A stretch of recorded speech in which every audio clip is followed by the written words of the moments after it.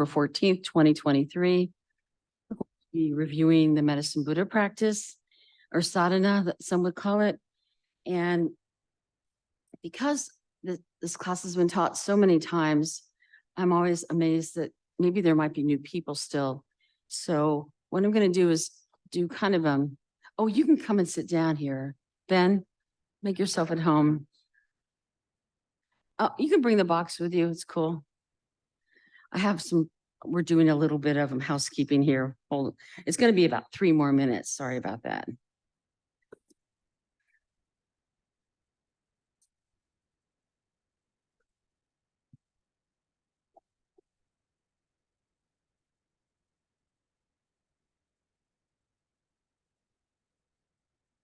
So some of us will have our text be in this format.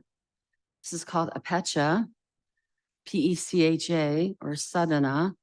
And it looks just like the other way, but then there's going to be a version of this text, which is exactly the same text, but with a few additions. This also includes Chinese language, which is lovely. And this is what our monastery now uses. In the past, they used the pecha. So if I say the book, it's this. If I say pecha, it's the long one. So, and of course, all my notes are in the pecha. And I have a few handouts first. Let me keep going with housekeeping. I will have one break today, probably at 10:30.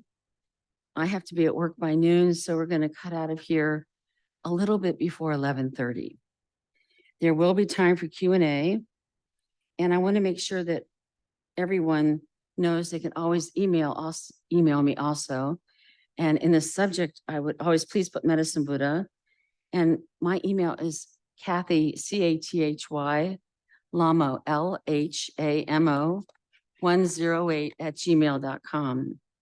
I assume Lonnie is on right now, so she might be able to put that out there. And I had a whole lot of handouts for everyone, and it looks like I edited the handouts. So did all of you get the emails and the handouts that were sent to you? Mama Cathy sent them out probably late last night. Are you the person that asked for the Ngundro picture? Oh, okay, because I got you one. All right, never mind. Yeah, I'll give you a small. I don't have it today, but later. So why don't we first, if we could go around the room that I'm in, which is at Columbus KTC. What is your name? This is Amanda. Oh, is it okay if I say this online? Okay. And your name? Rebecca, Ben, Ann, and I'm Lhamo, and this is Don in the back. I always want to say HVAC, but no, he is what is your title? Yeah, audiovisual tech. And online is Lonnie Kroll. Thank you so much, Lonnie. Hi, Lonnie. I know you're there somewhere. It's so weird not to see you guys on a screen, but that's life. So the handouts that I had asked Mama Cathy to send all of you are 3 things. This text, so you always have a text at home, and some of you printed them out, but we also have them available here at the center. Also, my famous old notes from, I think, 2010, 2012, of kind of a flow sheet of how to move through this practice. It's 6 pages long, and it's just super detailed, and it's all based on the book. Does anyone have the other book? All right, so this is the old version of this book, of this text, of this teaching, pardon me, by Trungpa Rinpoche, called Medicine Buddha Teachings. So in our library, we have a newer version that's, I think it's gray, and it has a picture of not a Medicine Buddha, but he's on the top of it. But this is the old version. It's no longer in print. And if you can't tell, it's kind of one of my main texts I use. So this handout, all the handouts are based from these teachings. This is how it's done. It's something we wouldn't just make up. So, and it's all organized according to those teachings. So Lama Cathy sent an email out last night. And if you didn't get it, you can let me know later, or let Lonnie know, and you guys will make sure. But Lama Cathy said she sent it out late last night because we talked about 9 or 10 o'clock. So I guess first I should ask, I know Ann does this practice. I know Don does. Anyone else do this practice? You 3? Uh, in the group. And that's great. That's absolutely fine. So I asked if anyone in the room did it, of the newer group that I might not know. And some people at home just do the mantra if they don't have time to do the practice. There's a way, I think it's always nice too, to, if you're going to do the short, just do the refuge prayers first, just Namo, and then, sorry, where are the, let me go. And I just talked to Don, and on the screen, he is putting up the refuge prayers, which begin with Namo Kunchok, right? The supplication. Yeah. No, we don't do Sanjay Chudant, not in this practice. Yeah, different authors use that prayer, and in this text is a little different. So today, because of timeline, I have to have my master clock by me at all times. We are mostly going to go through just a few points to the practice. But some of you already do the practice. And do you have any specific questions that you wanted to? I'm going to send it out to you and anyone else that does a practice. If you have a specific area you would rather me teach on, maybe another time, just put it in the chat, or you can just tell me. Yes, absolutely. So because of time and because of practicality, I think it's nice just to start doing the practice. I don't want to talk about it first. I just want to do it. This is a practice for all living beings to remove their suffering bodily, emotionally, spiritually. And of course, that includes ours. And I thought we could just go through the text today. I'm going to skip some parts, but I thought first we would just chant the text. And also I feel bad because last Sunday I forgot I had to do Medicine Buddha and I forgot. So this is making up for that. So we're going to, if you're in your book, let's see, I have to be careful. There are extra prayers. I want you to begin on page 8.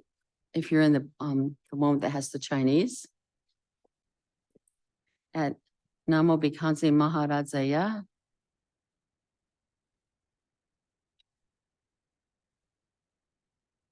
We use a few different tunes in this practice.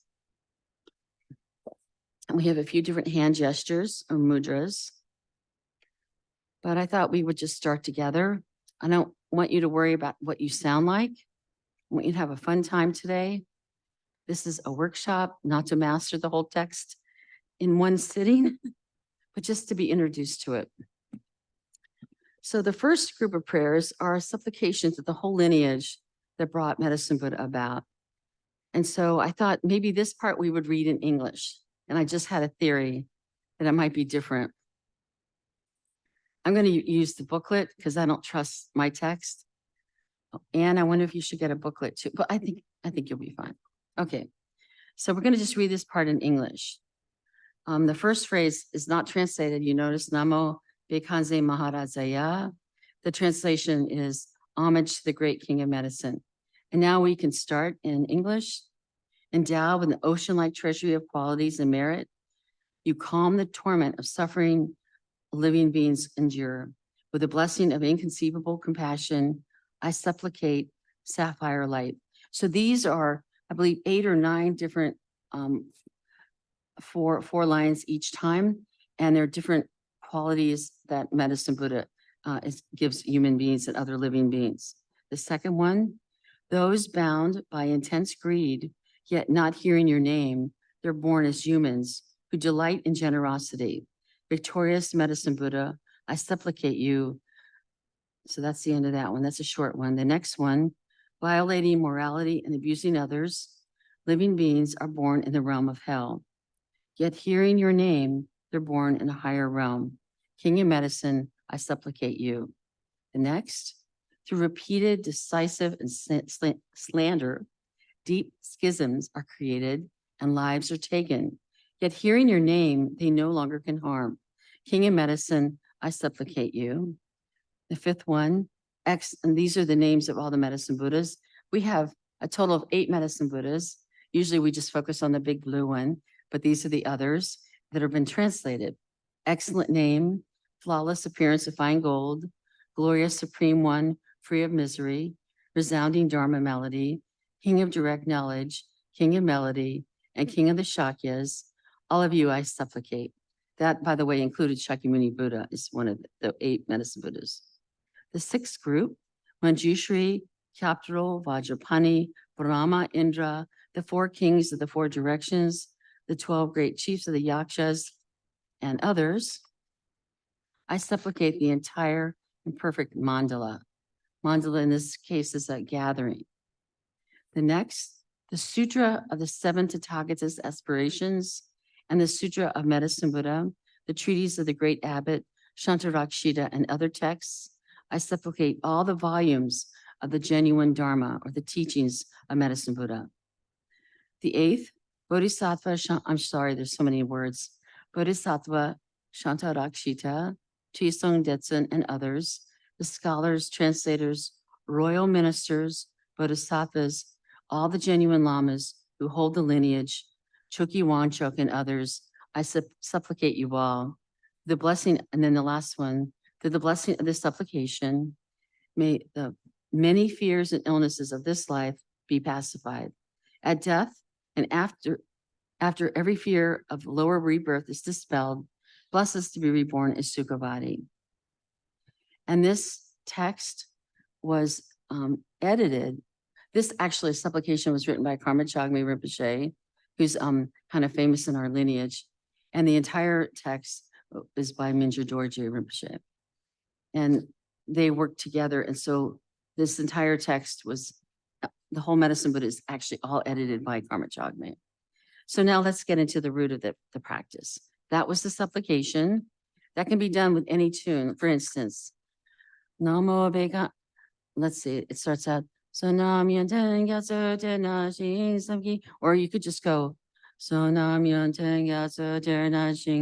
at home, there's no tune. You can use whatever tune you want or no tune. So now we're moving on. And we're going to go to refuge and bodhicitta vows. And that is on page 12, at the bottom of 12. I better hold on to both texts today. So this is where we use a tune here when we're in a group practice. Again, at home, don't worry. The most important thing when you do practice is to understand the meaning, the symbolism, and the visualization, and just to really have a beautiful time and always engender the heart of awakening, wishing all beings to be removed from suffering, and not to worry about how perfect I am doing this, or I. Just think of others. And as your days go on, the practice will spill into your daily life, and you'll always be helping others. You'll be amazed. So let's begin, and you can try and follow along. Normally, the chant leader hits a note, and our hands are in prayer at our heart, and the palms aren't flat. They're like we're holding a beautiful lettuce petal or a jewel, but very relaxed.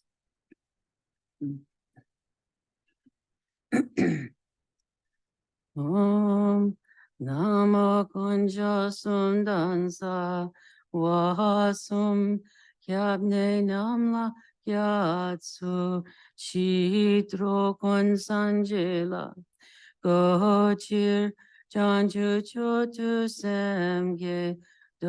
We're going to do it 2 more times, but each time we'll not say the Nama at the beginning. We'll start at Kunjo. Kunjo Sundansa Wahasum Jabne Namla Kyatsu Chitro Kunsan Chela Gochir Janju Chotu Semge Do. Pardon me, the 3rd time. Kunja Sundansa Wahasum Kyabne Namla Kyatsu Chitro Kunsanjela Gochir Janju Chotu Semgedo. We're going to keep going. Kadalo Nedru Bahayi Nansa Gangwe Chupe Tremendagasi la moche zemekyochi putsaho.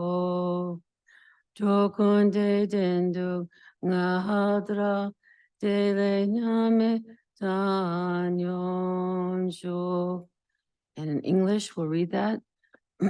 Starting at Namo at the top, at the bottom of your page, page 12. I go for refuge to the three jewels and the three roots, the sources of refuge. In order to establish all beings in Buddhahood, I generate a mind of supreme awakening. From the expanse of primordial purity, a cloud of offerings, including mandalas, the articles of royalty, filling the earth and the sky, is emanated. May it be inexhaustible. Pudzaho. Pudzaho means, oh, how wonderful. So again, we just took refuge in the Buddha. We did our Bodhisattva vows. The first two lines were refuge. The last two were Bodhisattva vow. Then it said, from the expanse of purity, a cloud of offering, including all kinds of beautiful articles, fills the entire space. Basically, we're now shifting our awareness of where we are. And then the next line, may all beings be happy and without suffering. May they abide unimpaired happiness and in equanimity. So these are the four immeasurables. Normally it's, may all beings gain happiness and the cause of happiness. May they be free from suffering and the cause of suffering. It's a little bit more stretched out, but here it's very shortened to 2 lines. So far we did a supplication, then we actually did a refuge prayer. So now I'm going to start introducing, I think I'll go a little bit further into chanting, and then we'll talk about what we're actually visualizing. I have to make sure the texts are the same though. Okay, I think this is right. Okay, good. So now you are on 13. No, I think you're on the top of, no, we're at Om Sabawa, aren't we? Where is Om Sabawa? It's at the bottom of 13 for you. Om Sobawa. Oh, and for the text, page 7. Om Sobawa Shuddha Sarva Dharma Sobawa Shuddho Hom. I'll say it again. It's an interesting little mantra. Om Sobawa Shuddha Sarva Dharma Sobawa Shuddho Hom. And it essentially means may everything in essence be pure and empty. And then the Tibetans always follow with the actual words. So now we're going to actually do it just chanting, where I'm going to pause at different points in the chant because of grammar. And it begins, Tompa ni du gyor, tompe nanle, tomsum di, tana duki podong du, gyorpe nandu, sengye tri, peda soso tendu, rani dan, dunke ki, sowo sabun, hong, tingale, menlat, kudo, bendur tabu, uzer, truwe, kuchen, Chugu Sungi Lupa, Chaye Chojin, Aru Radang, Yunan Jak, Lunze Zimpa, Sepe Sochin, Dorje, Kiltrungi, Jupa, Kepardu, Dungeki, Dama Namla, Tuwan Lasope, Sanjay, Dudan, Chuputi, Dekat Sempa, Chudruk, Dekat Jikten, Kyonwa, Chudan, Depun, Chempo, Chuni, Sosor, Hordon, Chepa, Gushila, Yalpo, Chempo, Shidan, Chepe, Nesum Yige, Sudan, Tuke, Une Utrope. Okay. So that's a lot of words. And whenever you're in a text, whenever we do refuge and special prayers, our hands in prayer. But whenever we do the visualization, we just put our hands in our lap, and you can, if you know it by heart, just close your eyes, or most of us have to have our eyes open to read the text. And when you're at home and you learn this text, so today is just an introduction, just relax. It's a lot of details, but they all slowly come down and filter in. But at home, if you're just learning this, I would always have a handout sheet to remind me, what am I visualizing? You can stop and start a lot. And then when you get to the mantra, usually you learn that, and then you can do all kinds of visualizations, which is beautiful. So it's very relaxed, but this is kind of how we learn it piece by piece. So now we're doing, it's called, now I'm going to start using my cheat sheet. We went through the supplication, 9 different supplications. We took refuge. And the purpose of taking refuge is that we practice the correct path, PATH. Then the last 2 lines of that were taking the bodhisattva vow to preventing you from taking the inferior path. So the correct path and the superior path. Then we completely changed our environment. You imagine the place of practice. This is in your room at home, at work, wherever you do the practice. Just for a moment becomes a pure realm filled with beautiful objects. And there's just a sense of enlightenment there and beauty and wonder. Why do we do this? To readjust our perception of ourself and others. We have from beginningless time a very strong concept that everything revolves around myself and that I am real. And this starts to lighten that attachment to all of that. And we did the 4 immeasurables from the point of view of Medicine Buddha, where may all beings possess happiness. Remember, we mentioned happiness and well-being, and that they're free of sickness, and they have joy and freedom of illness, and they generate aspiration without any limitations.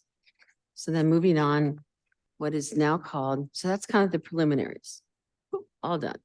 Now we're talking about generation stage. We have 2 major stages, maybe 3, the preliminaries, and we have how do we generate the Buddha in the room. Next, we then make offerings and other things. And then at the very end, we have the completion stage where the deity and you become one. The entire purpose of this point of this practice is to learn that we all have enlightened nature. Some people call it Buddha nature. And this is a type of practice that awakens that inner Buddha within ourselves that we absolutely do not think we're capable of. And so throughout the practice, and it's not a mistake, they keep repeating it's almost like an exercise. Keep repeating, you're changing this, you're going back to being a Buddha again. And because we just keep forgetting, even here. So today, I want you to pretend that everyone at all of our, I think 13 or 14 other people are online. You're all at home and you're all blue and you're all Buddhas. And everyone in the shrine room now is Buddha. Buddha Helder just walked in. He's blue now. So anyway, so I'm sort of not joking. This is an exercise in changing how we limit our perception of who we truly are. Because we can't become enlightened and think unless we think we can. And so this is one of the practices that reminds us of who we really can be. So we read a whole lot of stuff in English, and I'm sorry, in Tibetan. It's just without a tune. So now we're going to go and walk through that, and then I'm going to talk about what it means. This is probably the most important part of the practices. How do we get the Buddhas to the room without dropping a mic? Okay. Let's read it in English. I'll read it. It begins on 7 in the Pecha. At the very bottom of 13 in the book. And it's a very important line. We don't want to miss this line on the first line is everything becomes emptiness. From these, I think these are pretty similar, but I'll read this one. I'm used to this one. From emptiness, these billion worlds arise as a palace of beauty. Inside it, on individual lion thrones, lotuses and moons, are blue hungs. Don't worry, we'll go through all this in a minute, which are the seeds of myself. The principle, so there's going to be a frontal visualization, and you're going to be a visualization. The principle of the front, generation, and our blue hungs, the seeds of myself, and the front generation. From these arise Menla, that's the word for medicine Buddha, who is blue, radiating light rays like lapis lazuli. He is adorned by the 3 Dharma robes. His right hand holds Aurora with a mudra of supreme generosity. His left holds a begging bowl and the mudra of even placement. He is completely adorned by the major and minor marks and is seated in Vajra posture. So that was all the first visualization. So I'd like to first go over that again. So we said, everything becomes emptiness. From emptiness, these billion worlds arise as the palace of beauty. So in this visualization, we actually kind of have a little palace, if you want. So I'm going to read the notes now from Trungpa Rinpoche and also from Khenpo Rinpoche. And if you're following the notes, it's on page 2 under Generation Stage C.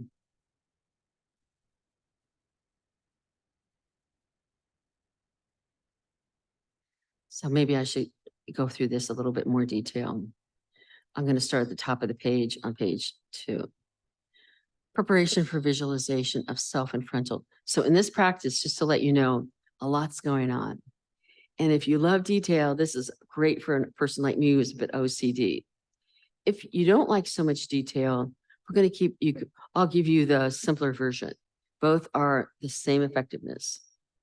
So for the detailed version or expanded, there's going to be a self, you're going to have yourself as Medicine Buddha eventually, which causes the blessing of Medicine Buddha to enter into me or you.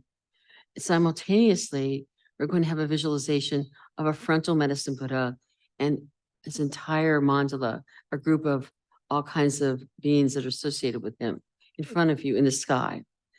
All of these are made of light. And the frontal serves as an object of one's own supplication and for the field where you can start accumulating merit. We started with the Om Sobhawa mantra, Om Sobhawa Shuddha Sarvadharma, Sobhawa Shuddha Hom. But one translation of it is not only are all things pure in their nature, but they are in and of themselves the very embodiment of that purity. Then if you remember in Tibetan, they said everything is emptiness. And so all of this mantra purifies your perception of the entire world. I'll say it again. Not only is everything pure in its own nature, but they are in and of themselves the embodiment of that purity. And this mantra is a statement of why the path works. So how do we visualize? Next, all the impure appearances dissolve into emptiness. From within the emptiness, the realm and palace of Medicine Buddha arises. It just instantly pops in the sky. You visualize 2 palaces. Let's make it really hard here, everyone. We're going to have 2 palaces. One where I'm seated and one in the very middle where I'm seated and one in front of you in the sky. The one in front of us will serve as a residence for the whole front visualization. Just going for myself right now. In the center of where I'm seated. So remember, just kind of put yourself aside for a moment, even though you're chanting and you have to be here to do the practice. It's an interesting dichotomy, I guess. So the self-visualization palace in the center is a throne of gold and jewels upheld by 8 snow lions. So I think this picture I have here, are there snow lions in this one? Oh, darn, there's no snow lions. Often, oh, I know, I have one right in front of me. I just realized. In this book here, which I don't know if you can see it on the screen, but there's 2 snow lions on this side. See, sorry, I'm having technical difficulty. I'm sorry, this keeps coming off. Is it okay if I crimp this a little bit? Yes, but what? So for which? The handout of the text? What? Okay, so is there more than just one page in your text? Oh, yeah. So in your text, we are on page, I believe we were at the bottom of page 13. Then go to the next page. We already covered that. So here, the very first line says, from emptiness, these billion worlds arise as a palace of beauty. So there's a self and a frontal palace, and inside of the actual palace. So let's forego the palace for a moment. Let's just think there's a throne. There's a place where there's a Buddha seated in front of you, and there's a Buddha seated where you are. Okay. And if you want the detail, there's these, here there were snow lions and this picture of this, of the front of the text. Right here are two little snow lions. So they're on each side. So that's why they said there's 8 snow lions. Okay, so let's see. Are there any questions online yet, Lonnie? No? So if you're following the handout, it's page 2. 2 under generation stage. Under C, visualize. And for the text, we're on page 14 of the booklet.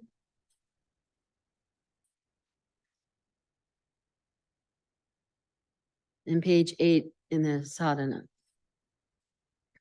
So let's go over this again. So you're going to visualize everything's empty. Immediately from that emptiness arises a place for the Buddha in front of you. You could call it a palace. He's seated on a lotus throne. And then you are sort of disappeared. And instead there is anything, you need anything? Okay. So let's go from this. So let's first talk about the self again. I'm going to read it over again. And maybe it makes, this is a little terse, the writing here. So this is why you try and get instructions or read books, because they will expand it out a little bit. So it makes a whole lot more sense. Because of, yes? We have one, sorry. That's pretty loud. Great. We have one question. Who sits on the golden throne? The medicine Buddha, me, or both? Well, eventually medicine Buddha will, but we're kind of going to become medicine Buddha in a moment. We're almost there. And in front also. So we haven't gotten that. We haven't done the real action. We're just kind of preparing. It's sort of like a play and we're preparing the scene. So we know that we're getting all the props already.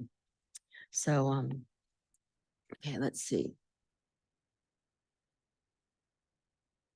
So we talked about, there were 2 palaces, the frontal and yourself, where you're going to be seated. So even where you're seated right now, if that's too weird for you, just think in the sky in front of you is a beautiful palace.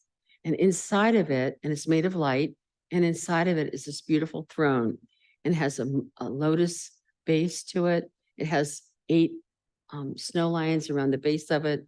And it's just surrounded by all kinds of beings that we've already mentioned in the supplication.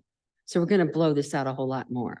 The whole point of today's class, I think, is to get this straight. This is hard.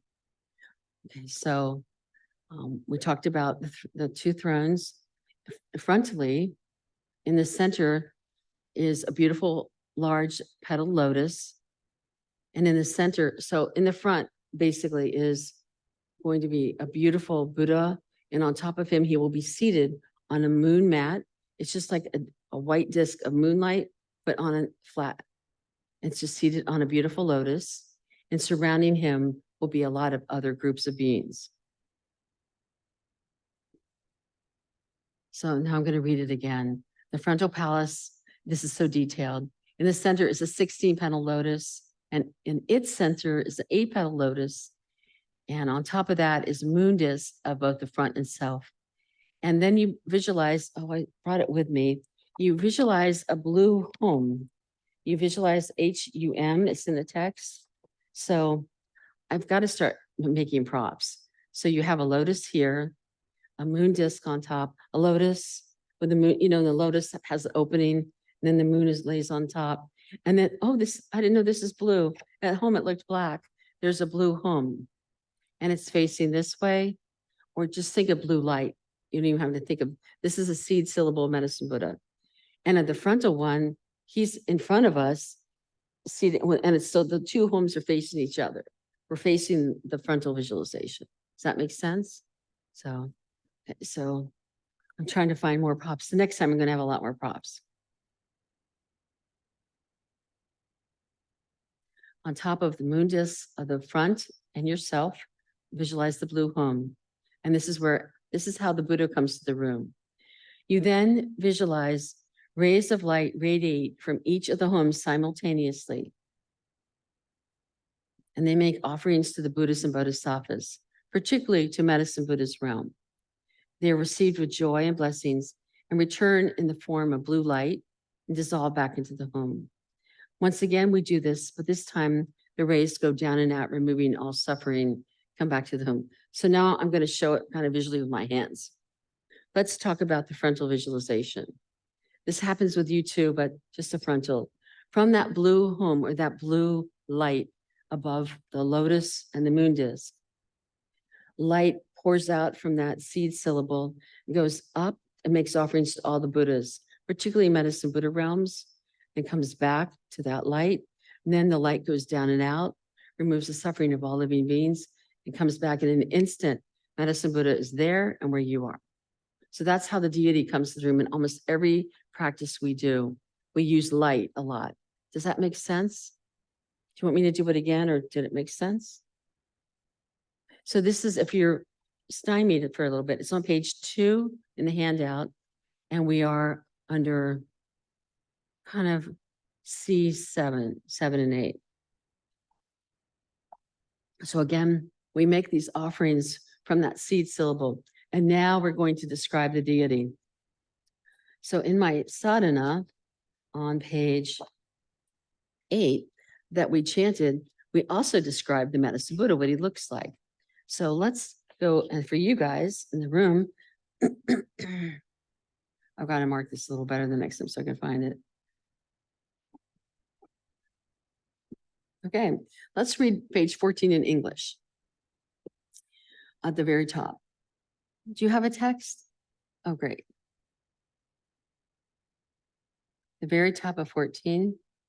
And for the rest of us in our sadhana, it is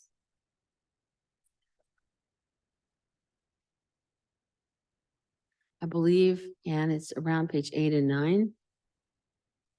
From emptiness, these billion worlds arise as a palace of beauty. Inside it, on individual lion thrones, lotuses and moons, are blue hong, the seeds of myself and the principle of the front generation. Basically, I'm going to translate it, are the blue homes, the seeds of myself as medicine Buddha and the frontal medicine Buddha. From these arise medicine Buddha, so the lights arise, but it doesn't say they go up and out, come back to the home, down and back up. That's not in here. That's just where you have to have somebody give you the instructions. So the rays of light, it says, from these arise Menla, who is blue, radiating light rays like a sapphire. So now we go into the description of medicine Buddha. He is adorned by the 3 Dharma robes. So in this picture, you can see he actually wears like kind of like a special skirt, a top, and a shawl over his shoulder. So he looks like a regular Buddha. His hand posture is different than Shakyamuni Buddha, but we'll go into that in a moment. But you notice the obvious thing, he's blue. So that's a slight change. And he's the blue of lapis lazuli, that you might know that stone, but it's more the mystical lapis lazuli that is the most, just seeing the light color would heal you. So it's a very healing color. So he's adorned by the 3 Dharma robes. So this is a Buddha practice. Other practices, if you do Chenrezi, those are bodhisattvas, but this is actually a Buddha that we're doing a practice of. So here are his features. His right hand holds an aurora with a mudra of supreme generosity. His left holds a begging. So aurora is a special healing plant. So it said his right hand. Oh, this is so nice. I never get to be in the same orientation. So in his right hand, he's holding a healing plant in the mudra of supreme generosity. His left hand holds a begging bowl, and it is filled with healing substances called amrita or jutsi. And he's holding that in the mudra of even placement, where he holds it at his lap like that. He has 2 arms.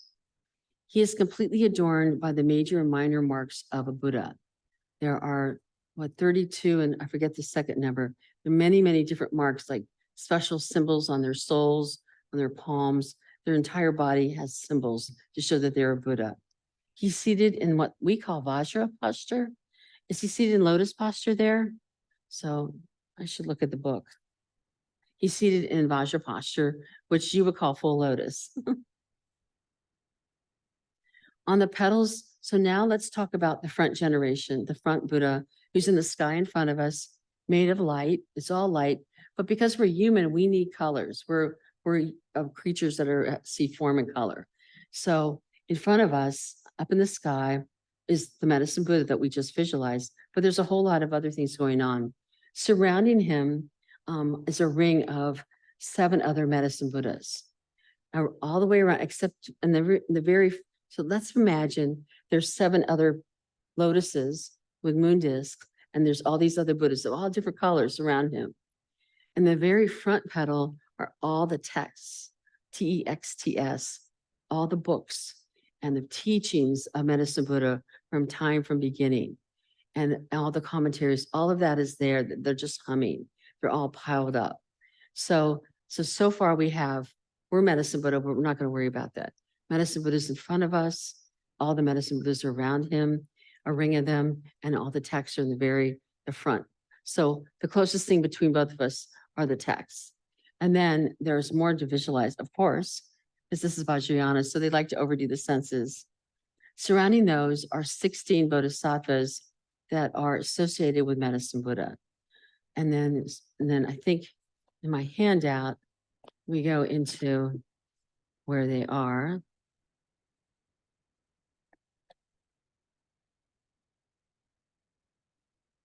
I'll go through that in a minute. We'll just go through the text for a moment. And surrounding them on a lower ring are the 10 guardians of the world with an innumerable amount of attendants. And on the other side are other beings that are there to protect the teachings. We always usually have protectors so that the practitioner is really protected well while they do the practice. And remember, we're looking at a palace. So there's 4 gates, 4 openings, like north, south. It usually starts with east, but north, south, east, and west. And so at the 4 gates are 4 great kings that sit in front of each one. Then we begin from the 3 syllables, because in the Medicine Buddha in front of us, in the forehead is a white Om, in the throat a red Ah, and in the heart a blue Hum. In the 3 places of all. And then there's also another Hum, which is slightly a little lower down in the heart. Light shoots out and invites countless wisdom deities from their individual Eastern Buddha realms, and they dissolve into the self and the front generations. So now Medicine Buddha is truly here. So before, you might say we did a dress rehearsal, but when we send the lights out and come back, Medicine Buddha is now in front of us and where we are seated. I'm no longer Cathy Lhamo. You're all Medicine Buddha, which is hard. That's the hardest one for us to think of. And then I'm going to read the handout for a second. I hope I'm not going too fast for everyone. That's just, as Anne can testify, it's a lot of details. And I can make it really simple for you. If this is overwhelming, just think that a Medicine Buddha just suddenly appears in front of you. And you just do the mantra that way and not even worry about yourself as Medicine Buddha. You can really take this piece by piece if it's overwhelming, or just dive right in, because you can't go wrong either way. And let's just talk about Medicine Buddha's features. It's in here on page 8 we talked about his features. And so I just thought I would talk a little bit more about them. He is in a peaceful form, meaning he doesn't have fangs or any skulls or anything hanging around him. He's very peaceful, a Buddha form called Nirmanakaya. He's wearing the 3 robes of a Buddha. He's brilliantly blue. His right hand, remember, was holding supreme extended over his knee. And his right knee is in the supreme generosity, holding the beautiful myrobalan plant, which is the best of all medicines, and it removes all suffering. His left hand in his lap, his palms upward in the gesture of meditative stability, and this the eradication of suffering. They don't say in the text, but many teachings talk about that there's healing substance of beautiful amrita in the begging bowl that he's holding. And he has all the signs, and he's seated in the lotus posture. And then going to what we had visualized, we talked about the frontal visualization, just to separate the two now. They have the 7 other Medicine Buddhas. And now in this text, which I love, which people that are used to Medicine Buddha might not know, this other text that we sent has special prayers to all of the other 7 medicine Buddhas, which we never did in the past, which is lovely. At KTD, Kemba Urgent Rinpoche, he put that in. So there's going to be 7. So the frontal medicine Buddha, surrounding him, the 7 other medicine Buddhas, adorned with the same marks and with the grace of a body of a Buddha. The 8th petal, directly in front of us, is all of the volume of Dharma teachings. And that is symbolizing that the Dharma liberates us from suffering. Then the ring below that are the 16 bodhisattvas, and they're all wearing their silks and jewels. And surrounding them are the 7, no, this is wrong. I don't know what that is. Then one layer down where all the protectors are. And it's, so the sky, to be quite honest, is packed corner to corner. It is filled with, we're not just looking at 7 Buddhas here. We're looking at all those that are ever associated with those Buddhas, all those that ever taught on that. They're all in the sky. So this is a very special practice, so that when you're doing it, you never feel alone. You feel there, in my opinion, our cheering section to do a really well practice. And with the protectors, they're on the left and right, and they are such large numbers that cannot even be counted. So they're also there to protect us and let our practice flow beautifully. And then we had the 4 kings. So that was the first, what would you call, practice run, dry run. And now the actual invitation was for us, and is on page 9.2.1, where it says, from the 3 syllables and the 3 places of all, and from the hung and the heart, light is projected and invites countless Yeshipas, which are wisdom beings, which is the real medicine Buddha. So let me go over that one more time. For all of you, that is,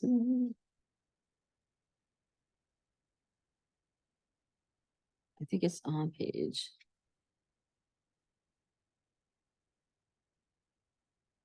Oh, here it is.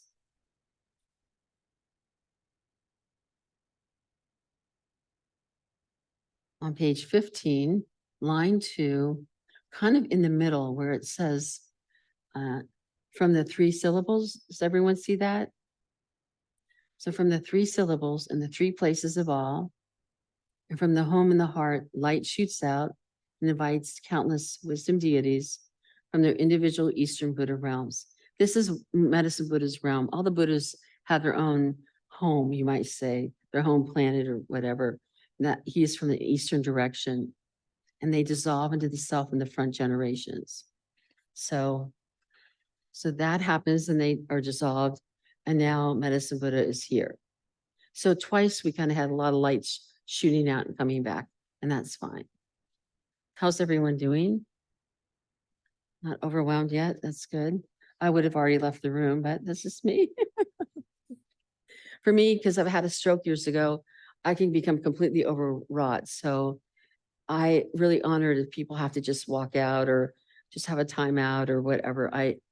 We all learn so differently, and it's a miracle that we can even understand our language, in my opinion. So I'm very sensitive to that, more than I used to be, I have to say. Okay, so now we're talking about the actual imitation. We talked about, and I'll say this again, so some of you might not be familiar with this. Whenever you walk into a shrine room, you see people doing this, and then they do prostrations. They're visualizing in their own body made of light, a white Om, an Ah, and a Hum. Or just think of white, red, and blue light. And so you're doing that, and then you're offering that to the Buddhas. That's what we do when we do prostrations. That's one of many things you could do. So those are the 3 syllables we always talk about. If you ever go to an empowerment, they're going to talk about the 3 syllables, and that's that. So going back, I'm now on page 3 in the handout, and I'm kind of following, oh yeah, my favorite part. Now we get to go into using different mantras and stuff. I swear I coordinated both of these, and this does not look like it. So I think I don't have a key to what I did. Okay, so we are now on the bottom of, in the sadhana 9, bottom third line, the second sikang at home, menlog at home, I invite the 8 medicine Buddhas. Just want to see where I am. Yes. So now this is the true invitation. And I just need to get myself oriented for a second.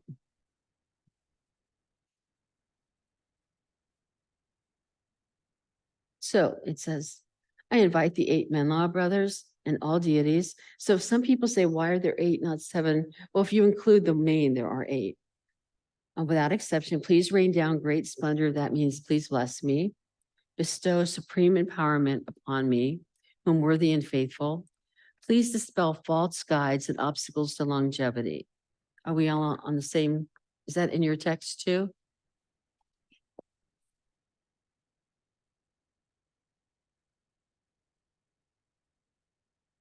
Yes, this is page 15. We're now moving on to page 16.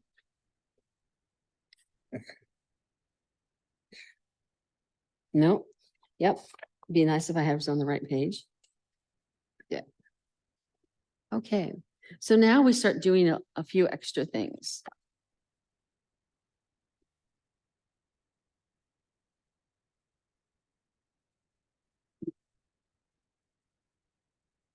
Oh, this is perfect. Copy my text up. Yay. As it falls again. All right, I'm on the page of top of 10 for the sadhana, and I'm now at the top of 16. There's going to be, so it says, please dispel false guides and obstacles to longevity. This is all part of the invitation. Then we often, when we do an invitation, we do music and we do something often that has a slight Sanskrit base to it, or mantra. So it says, Namo Maha, Bekanze Saparivar, Benza Samayad Za. And then it says, Za, Benza Samaya Tiktra Len, Om Hom Tram Ria, Abi Kensa Hom. We got a lot going on here. All right. So let's first talk about what we just visualized the 3 places. There was light. And we're inviting the real deities. So in the text, it sounds like they just pop in, but actually we have a method of bringing them in. So if you're on the handout, it's page 3B in the middle of the page. So this is the actual invitation of wisdom deities done to counteract the doubt that this is more than just a visualization exercise. This is words from Trungpa Rinpoche or his translators. So you visualize and recite the invitation of the Om Ah Hum, which we didn't say out loud, but we do it. Then we say Namo Maha, Bekansi Sapari Water Benza Samayad Za. And what does that mean? Then we say Benza Samayad Tiktrolen. They kind of go together. But the first is through the power of your unchanging commitment to the welfare and liberation of beings, please dissolve inseparably into me and remain with me stably. So we do this because the Buddhas have all made commitments that if they are called, they will come. In many of our prayers, when we do the 7-branch prayer, we always pray that may they not leave because we haven't asked them to stay. Yeah, is there a question? Great. Okay, 2 questions. What is the name of the book that you're referring to? And is it identical to our handouts and has more, or does it have more information? So the book is same title, different cover, Medicine Buddha Teachings, and it's by Kenjin. Kenjin's the title, Khenchen Trungpa Rinpoche. It's on Amazon. It's at Namo Buddha bookstore in our monastery. It's you can find it everywhere. So, and this handout that was created is, I would say, word for word, 99% from that book. And also from interviews I had with Trungpa Rinpoche when I was with him in India. And Khenpo Karthar Rinpoche. Thank you. The second question is, Dear Lama, how do we visualize 10 guardians of the world and the 12 great chiefs? Do you have any tanka that shows their forms? Thank I you. don't have any. If any of you do Mahakala, some of those protectors are probably similar to some of the Mahakala protectors. But no, the Nujin chiefs, which are the one group, I don't have any pictures of them. And in fact, I remember hearing that some of the teachers go and they weren't sure exactly what they looked like. This is a very old text in some ways. I mean, it was compiled later on by Minja Dorje, but I'm sure it came to him through a vision. But Medicine Buddha was talked about during the time of Shakyamuni Buddha. He had already been known to be a Buddha because of his incredible compassion.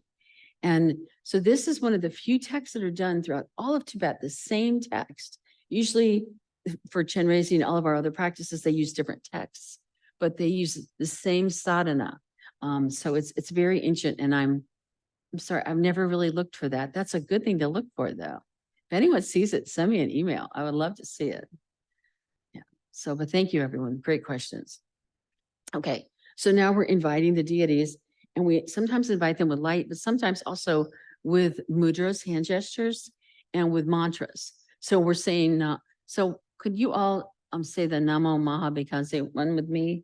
Let's do this, because I think we kind of stopped here. Wait, let me go back, make sure we read everything. No, we did not. Let's go to, for me, bottom of 9 on the sadhana, and let's go to bottom of 15 in the booklet, the second to the last line, Hom Menla. Everyone there? Yes. What? In the booklet 15 or the sadhana 9, it's identical. 9 bottom line. Whom I invite the 8 Menla brothers and all deities without exception, please rain down great splendor, great blessings, bestow supreme empowerment upon me, whom worthy and faithful. Please dispel false guides and obstacles to longevity. Then we do, actually do 3 mantras in a row. Namo Maha Bhikkhu, Saparivar Benza Samaya Zad Za. Why don't you try it with me then this time? Namo. So you can, so I'll say the first and then you repeat after me. Namo, together. Namo, Maha, Maha, Bhikkhu, Bhikkhu, Sapariva, Sapariva, Benza, Benza, Samadza, Samadza, Za. Great. The next one is Benza Samaya Tiktralen. So Benza, Benza, Samaya, Samaya, Diktra, Diktra, Len. Good. And then the last one that we'll do together is Om Hom Tram Pri A. Om, Om, Om, Om, Tram, Tram, Pri, Ri, A. Great.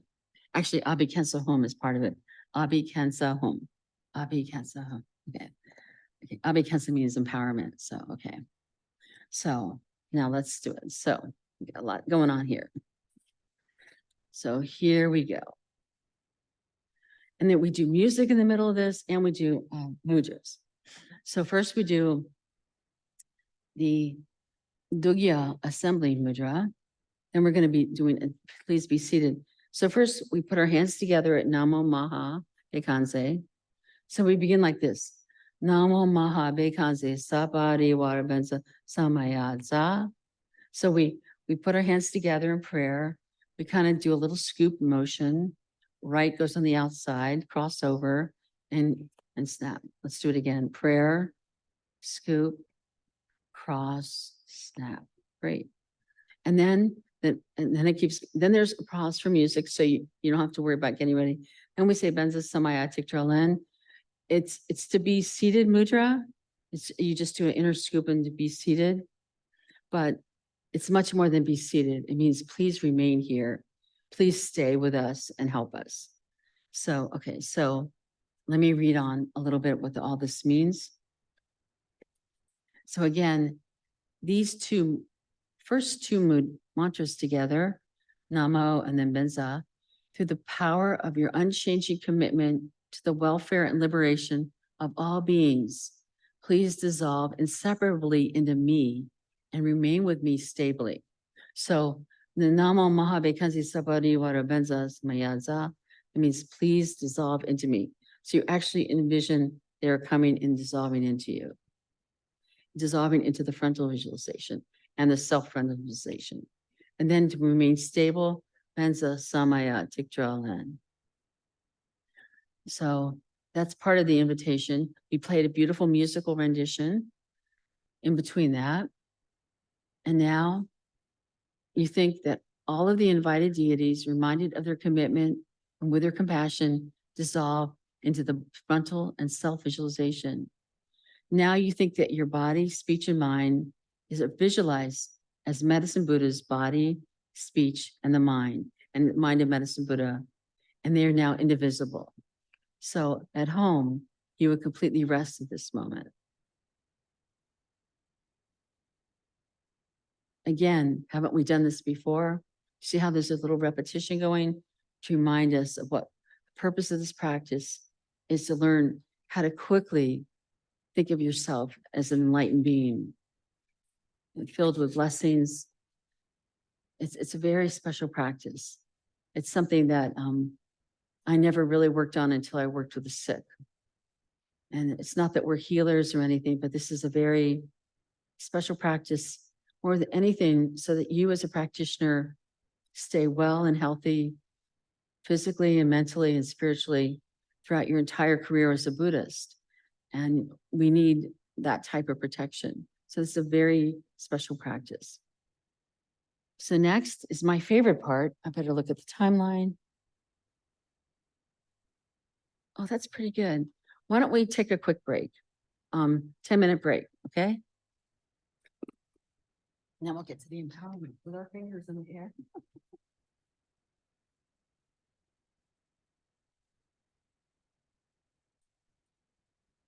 Today, let's see. So the rest of our time, I want to spend a little bit on the empowerment that will be next in practice. After that are a great deal of offerings, which are beautiful, but the handouts and the books can fill you in on that. What I want to spend most of the time on is the actual mantra, because that's kind of the work of this practice, is the healing quality of the mantra. And it can be very simple or very elaborate. I won't use the word involved. Elaborate is a good word. But immediately in the text, we're now on page, pardon me, 10, the sadhana, line 2, Om Hum Chamriya. And in the other, in the booklet, we are page 16, the third line down, Om Hum Chamriya Abhiketsa Hum.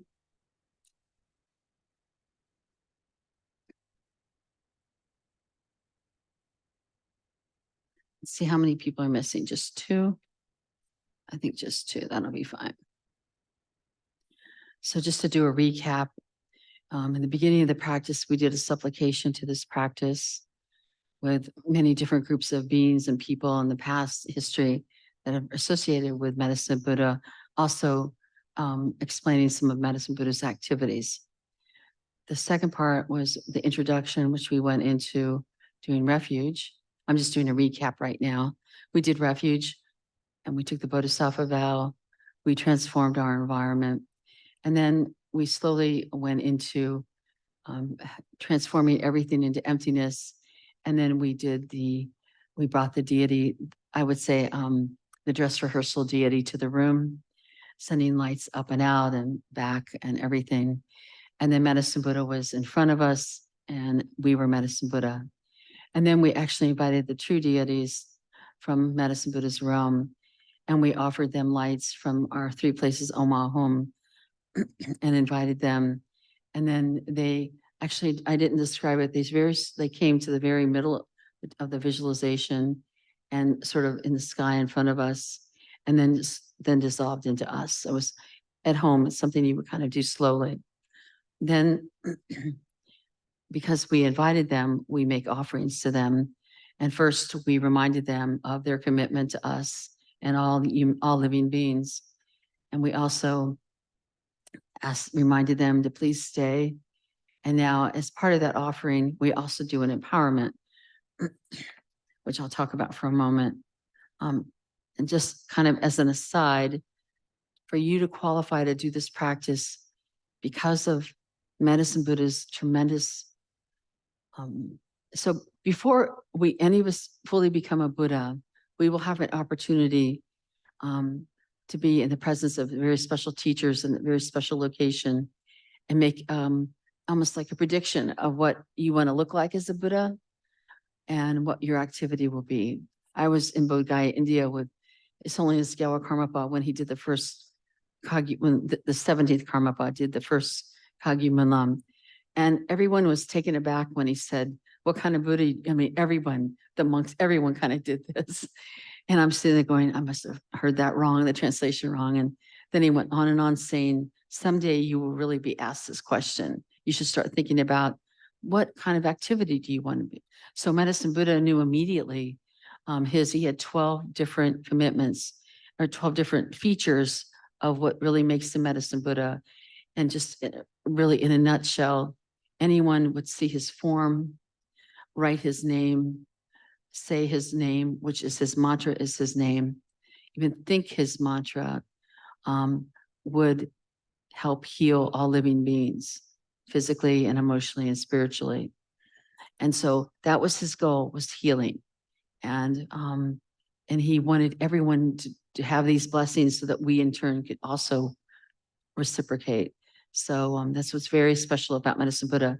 Because of that, most people, when they come here for a class, unless it's Chenrezig or this class, they have to have some prerequisites, doing so much practice or permission, or they have to have an empowerment where a teacher, like when Lama Topten was here, he gave the Vajrasattva empowerment. So he actually took on the blessings of Vajrasattva and then sent it to all of us. He also did, I believe, a reading transmission of Vajrasattva mantra that we could say. And Lama Cathy in the future will be teaching on this, I believe. And then so usually you have an empowerment, a reading transmission of certain texts, certain books, and then the third one is called a Wong or empowerment, or Abhisheka. A Lung is a reading transmission.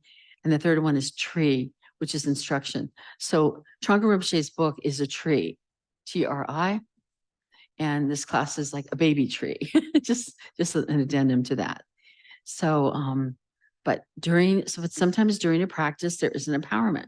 So the next section, Om on page 10 in the one book in Sadhana, on page 60 in the other, there's 5 syllables. You see Om, Hom, Tram, Ri, Ah, right? Do you all see that? Anyone not see it? Those are empowerment of the 5 deities. So I told you this text could be a little concise and terse. So the purpose of this is a remedy for one's obscurations, our wrongdoing, and our conceptualization, that is that thinking that we are solid and real. And here, how do you visualize? From the 3 places, remember the Om Ahum? From the 3 places at the frontal, the Buddha in front of you and yourself, the 3 syllables, you invite a lot of numbers here. You invite 5 male Buddhas of the main 5 Buddha families and their consorts, 5 females with them. The 5 Buddhas are holding precious vases filled with wisdom nectar. As you say this, and we're going to use the hand gestures, they pour the nectar into your head, into your crown, especially you as a self-visualized Medicine Buddha, through the aperture of your head. And it's done simultaneously by 5 of them. After that is poured into you, you visualize the wisdom nectar fills your entire being, your entire body, and purifies everything you've ever done wrong, all your defilements, all your shortcomings that you've done in all lifetimes of body, speech, and mind. So it's a very special moment Most people just fly through saying, "Oh, Om Dhamma." But no, this is a big one. So you visualize that. And so one way we celebrate that is with hand gestures, which is very hard for all of us. So I'm going to demonstrate. So we envision that the five Buddhas are around our head, not all here, just sort of, usually they're kind of all here, all five of them in a ring. There's one in the middle and the four on either side. And so I hope I don't keep taking this off with my jacket, but we first start with, we put the hands together above the crown, the middle fingers up together, and we say Om. And then the forehead, index finger, Om. And then the ring finger only, this is one with arthritis, right ear, Chom. And then a little further back with, I believe, is it I can't remember which little finger it is. The thumb. We can't do it behind, we don't go like this. We just kind of pretend that's the thumb, which is Sri. And then the little finger is up now, goes on the other side under the left ear. That's Ah. So did you all get that? So this is something that if you're sitting in medicine Buddha, don't be shocked to see everyone doing all this stuff. So that is how we do the empowerment. I'll do it one more time. So we sit nice and straight, middle finger, crown, Om.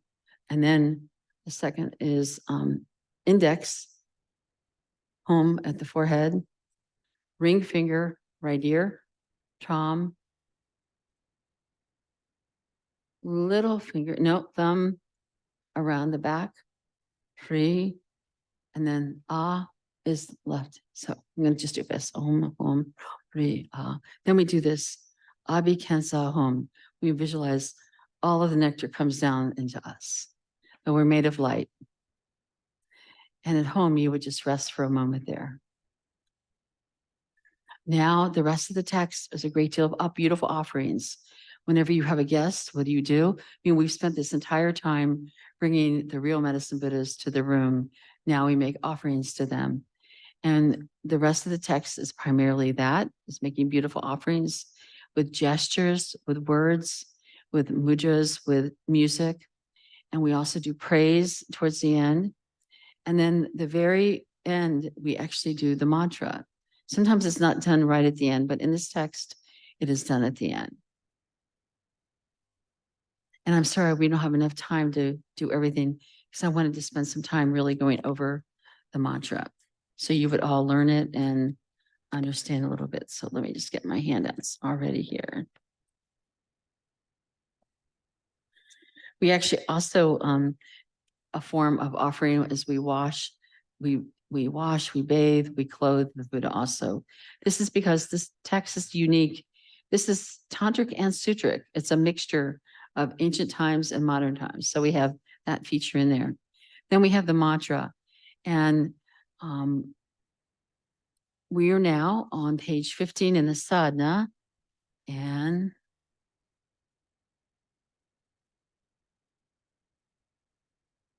oh, I forgot. There's something we have to do before this.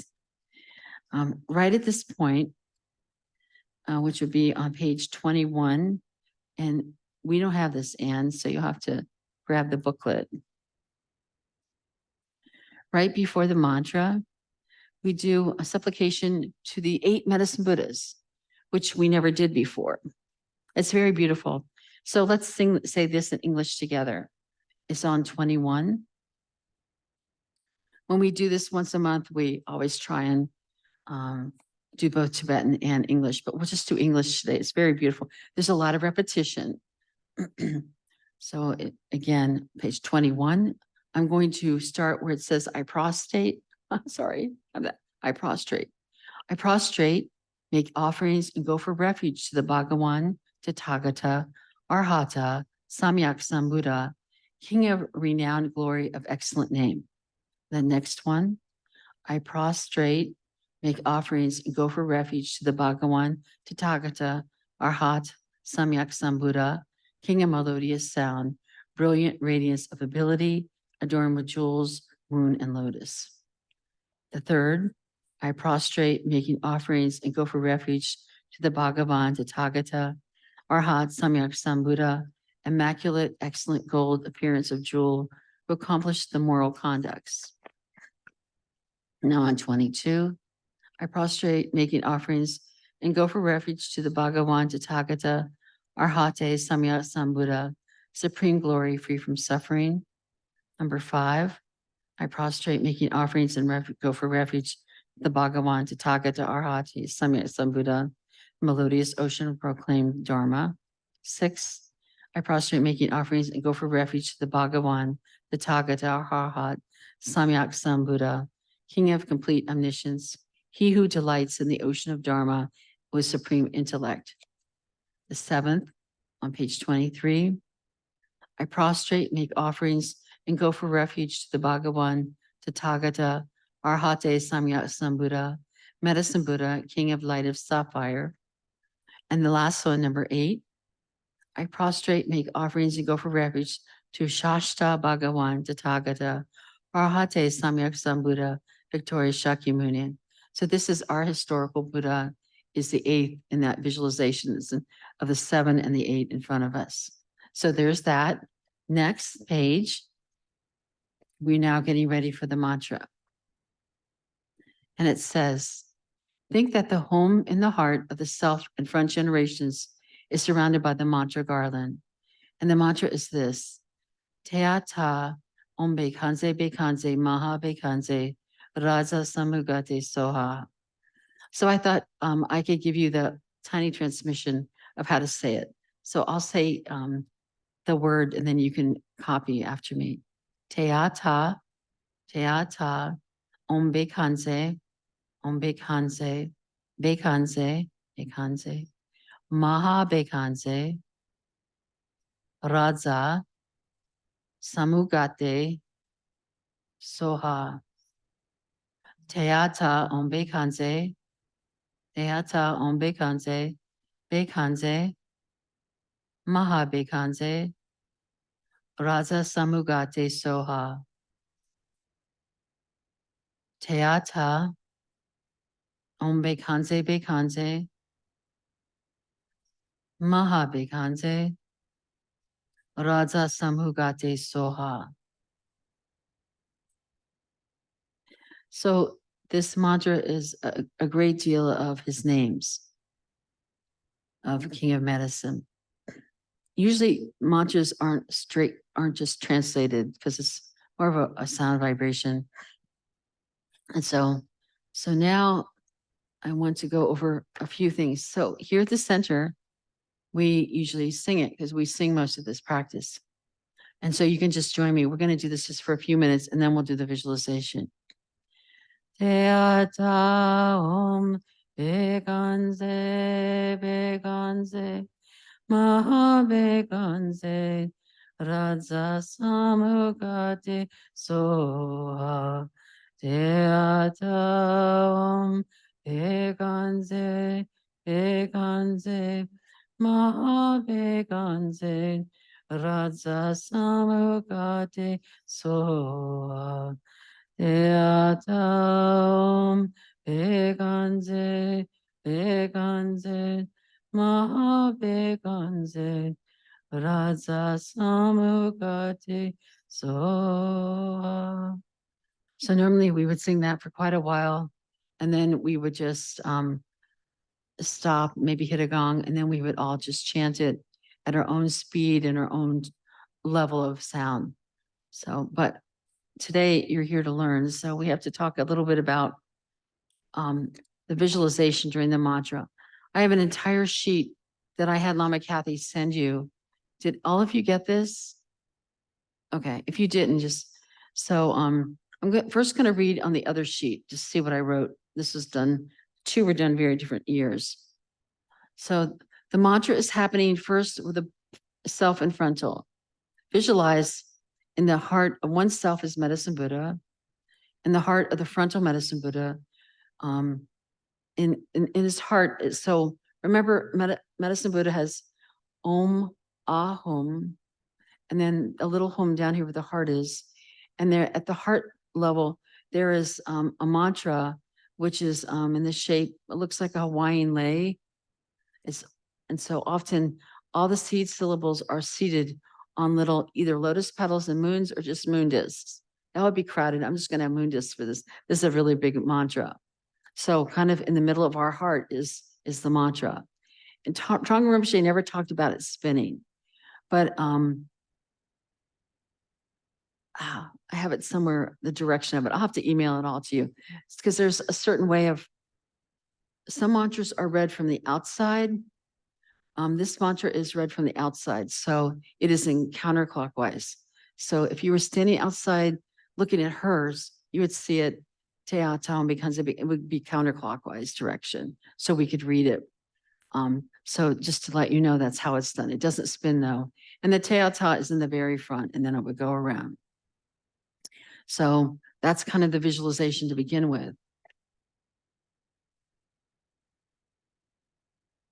There is a white moon disc lying flat in the very center of one's body, level of the heart. So standing upright on this disc is the seed syllable blue home. Remember, did I do with it?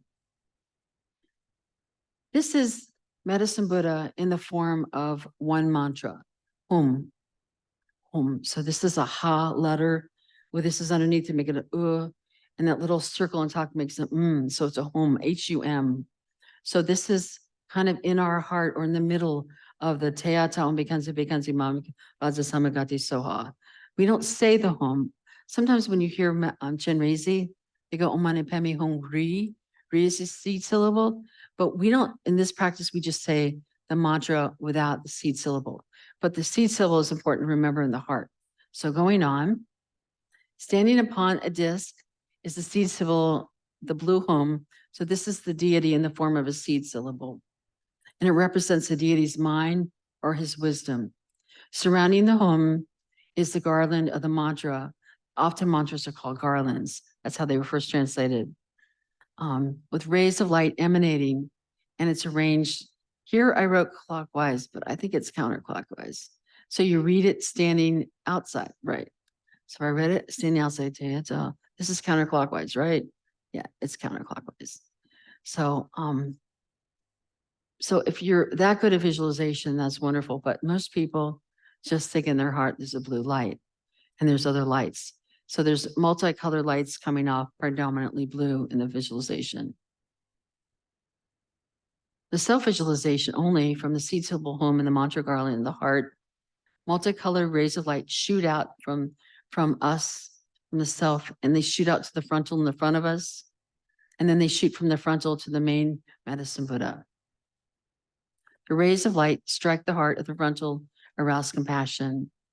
This causes multicolored rays to emerge from the mantra garland of the frontal to go to the main medicine Buddha realm. These rays of light proceed to the Buddha field of medicine Buddha. So make it really simple. From your heart, light is projected to the frontal medicine Buddha, to the main medicine Buddha.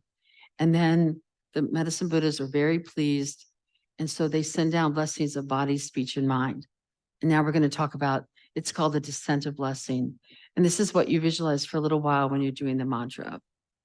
So you envision that light rays in the form of the body of, so it's called body, speech, and mind. So you envision tiny little medicine Buddhas are floating down, made of light, and enter into you. That's blessing of body. They don't hurt you, they're just made of light. The next body and speech, you visualize the mantra, the garland of the whole mantra is floating in the sky. I mean, the whole sky is filled, and they all enter into you. Some people envision in their throat, but some of us just envision throughout our body. But remember, we're medicine Buddha. So that was the blessing of body, speech. The mind is his bowl. He's holding the Amrita. And that's the one I used to think it was going to be heavy hitting me, but it's just made of light. So it's just all coming down in the sky, floating down, entering into us. So that is the blessing of the body, speech, and mind, where it's showered down upon you very gently, but very beautifully. So just a summary, doing this slowly. Rays of light emerge from the self-visualization. We send it to the front. They send it to Medicine Buddha's realm. It comes back in the form of blessings, body, speech, and the mind, in the form of Buddhas, in the form of mantra, in the form of Medicine Buddha's of substances of jutsi. So when you're doing this, and that's overwhelming, but it's really nice to learn it because it's a type of mind training to be able to do other visualizations. Because it's really slowly, just do it very methodically, don't rush. If you're at home, you only have time for part of it, that's fine. And then when you're done with that, by the way, you're still saying the mantra the whole time. So it's nice to memorize the mantra. So you can say it really slowly if you want, very gently. This is a practice to be very gentle and soft. And then as that happens and you feel comfortable, you realize that you are a medicine Buddha. You then from your heart, rays of light, go out in 360 degrees to all living beings, removing their suffering, if you're comfortable with that. So it's sort of different stages. First, we send lights out to the Buddhas, then they come back as blessings of body, speech, and mind. We rest in that for quite some time. Then we build up the great confidence that we are medicine Buddha, right? We're all medicine Buddha. And then we send rays of light out from our heart for all living beings. So that's one form of the visualization during the mantra. There is a second form I want you to learn about. This is written by the editor of this text, Karma Chagmi Rinpoche. He's a very famous teacher. Several hundred years ago, he wrote something that was written down called the Mountain Dharma, based on him being in life retreat, but still teaching all these people on all kinds of topics, including medicine Buddha. And he suggested when people specifically needed healing, so we have no conflict with our Bodhisattva vow to ask for healing. So if you have, and I'm 72, so it's really easy for me to do this because I definitely have ailments. But if you have anything wrong with you or physically, if you feel that you're lacking in a quality or have something negative that you have a hard time getting a handle on, you visualize. So for me, let's pretend it's my right knee. I envision that medicine Buddha, the size of my first thumb joint, enters through my crown. Some of the crown is 8-finger whisk back from my hairline. So it's kind of back here. You'll feel it's a little different, not in the very middle, but further back. It's 8-finger whisk back. That's our crown chakra. So we've envisioned that this light enters in, it's kind of wet light, a juicy light, and it goes in as blue light into our body and just goes down wherever you're needed. So for me, I need about 20 of them, and that's fine. I can have 20 medicine Buddhas or just one. I have a temper. Maybe I just want to work on that. And then just let medicine Buddha go to that area and just still saying the mantra. Visualize that. Are there any questions on the visualization for mantra? It's very simple, but it took me years to figure out how simple it was. Could you speak up just a little? Yeah.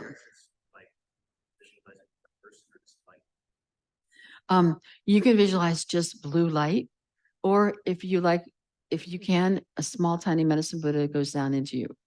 Yeah. And goes to wherever you're needed, if it's needed. Yeah. So what if you have, so I have to say this before I forget. I remember asking Trungpa Rinpoche, I could still see where we were seated.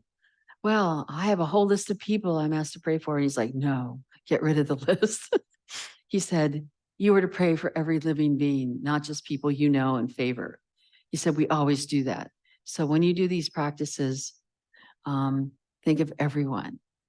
And it's really wonderful if you're able to take public transit or right now I get to sit in the front entrance of a hospital since I injured my leg. So I can see about 500 to 1,000 people a day. It's so fun just to think medicine Buddha the whole time. Before it wasn't easy. Now it's like, you just get to play with this all the time. And so, and everyone has their own style of visualizing. So am I doing something or, okay. So I think that's very important for you to know that you can do this practice. I love how you said you mostly just do the mantra. That's fine. And you don't have to do the mantra seated on a cushion. This is a practice. You could go somewhere and envision all the medicine Buddhas are there helping you. And I mean, you can be very creative. And as we get older, we have friends and relatives that are sick. So of course you think of them, but I have categories, different things that are wrong and then just send it to them. So there's a few different ways you can do the visualization for doing the mantra. One is, according to many Rinpoches, don't do any visualization, rest on the sound of the mantra. Just do that. If you're more visual, use some of the visualizations. If you don't like any of that, you just want to say it by itself, that's fine. We're all so different and we go through such different stages. Yes. You said about 20 minutes. They go to 20 different areas, or the worst areas get 2 or 3. Oh, no, I just have 20 different areas. I was sort of exaggerating. No, yeah, I was exaggerating a little bit. Great question. Any questions? No. So it's 10 after. Are there any questions online? Yes.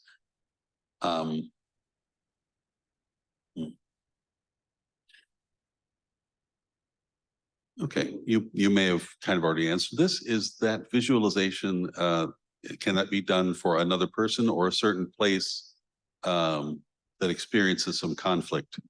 Thank you. Yes, particularly right now, all that's going on in the world.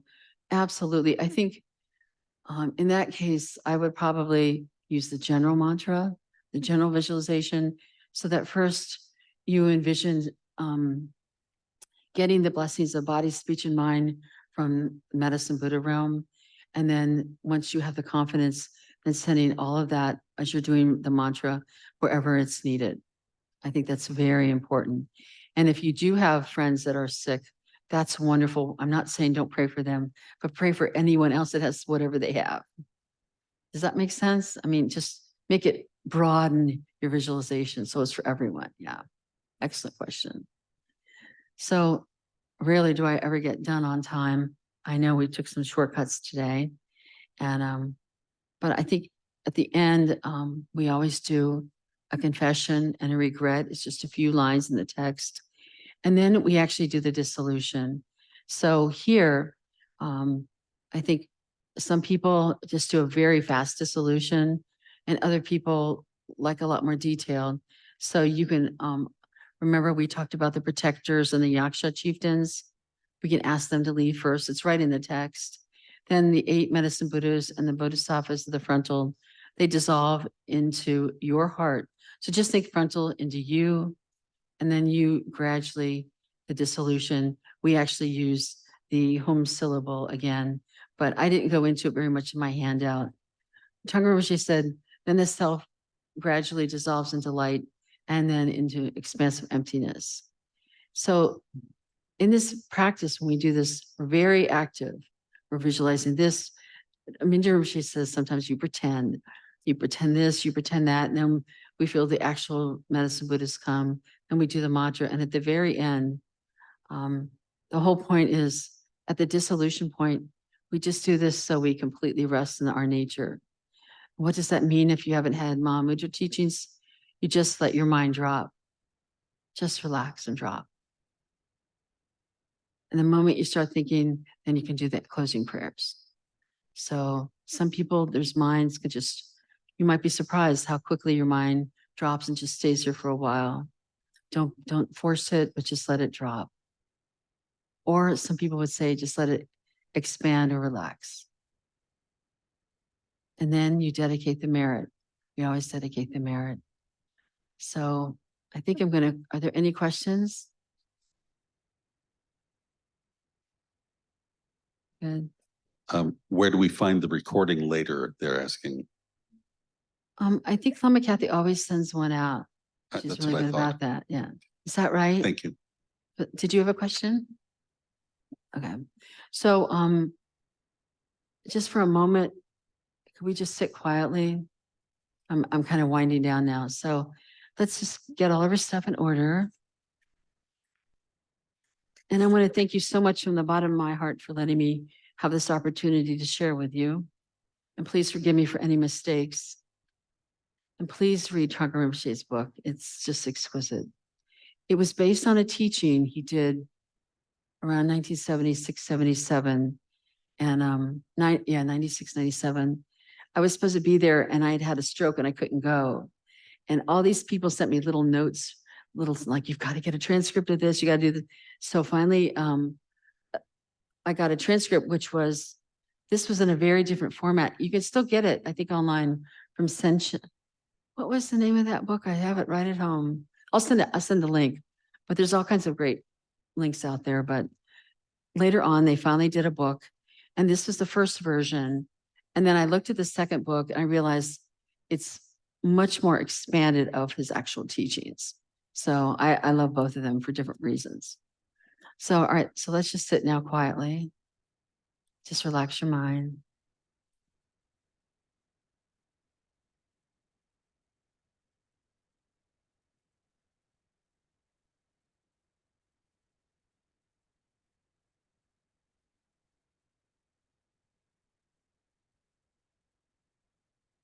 Let's offer all of the merit of giving up your Saturday, of being so attentive, being so generous with your time and your presence today. Sending all of your merit for all living beings at this time, for the removal of suffering in any form. Thank you, everyone. Have a lovely day. And I give you all my email. So I want to see some emails. That'll be fun. And we do this, at this point, we still do this practice together Sundays, when I remember, on the second Sunday of every month at 10 a.m. here at the center. We also do it on Zoom. So you're very much invited to come to that.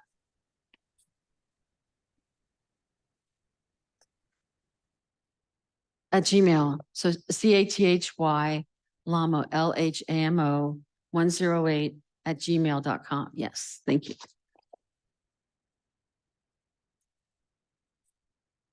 I'm so happy this card is blue. I still can't believe it was black in my room last night. Thank you, Lonnie. Thank you, Don, for everything.